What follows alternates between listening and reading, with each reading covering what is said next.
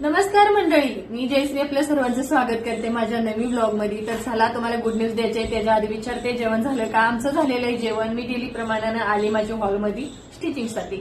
तर चला तुम्हाला पहिलं व्हिडिओ टाकलेलं मी की गाईचं माझं ऍडमिशन होणार आहे। गाई बघा किती खुश आहे। ऍडमिशन आप मेरा नाही होने वाला, ठीक आहे। तर माझी बहीण ही माझी बहीण आहे आणि माझे दाजी आहेत, दोघं पण ह्या दुनियात नाही।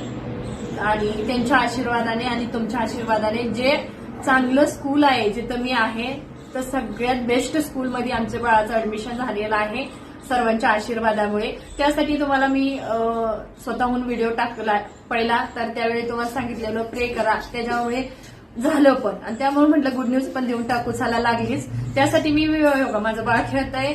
तर झालेलं बरं का ऍडमिशन। आता आहे तारीख दिलेली आहे, बघू आता स्कूल कधी म्हणजे जॉईन होतोय, पण दिलेला आहे, सर्व झालेलं आहे। जे पण होईल मी सांगत आहे ना।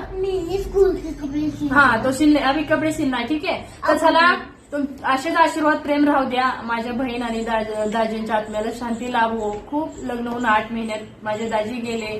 बहीण माझी प्रेग्नेंट होती 7 महिन्याची। बहीण 7 महिन्याचं बाळपोट जन्माला दिलं आणि ती पण निघून गेली 10 महिने माग मिस्टरांच्या। खूप वेगळं आहे। तर काय सांगू कसं सांगू हे कळत नाही, कारण खूप दुःख आहे। खूप म्हणजे असं आहे ना, त्या दोघांचं आयुष्य म्हणजे जगायचं, लग्न झाल्यानंतर काय असतं ते जगलेच नाही। तर खूप वाईट वाटतं। त्यांच्या काय 2 वर्ष मी माझ्या बहिणी प्रेमापोटी मी पण डिप्रेशन मध्ये होते। आता ठीक आहे तुमच्या आशीर्वादाने सर्वांना, आणि असेच प्रेम आशीर्वाद राहू द्या माझ्या मुलांवर। आणि मी म्हणजे माझी बहीण राजश्री आणि दाजींना सुद्धा सांगेल, माझ्या तिन्ही लेकरांवर असेच प्रेम आशीर्वाद राहू।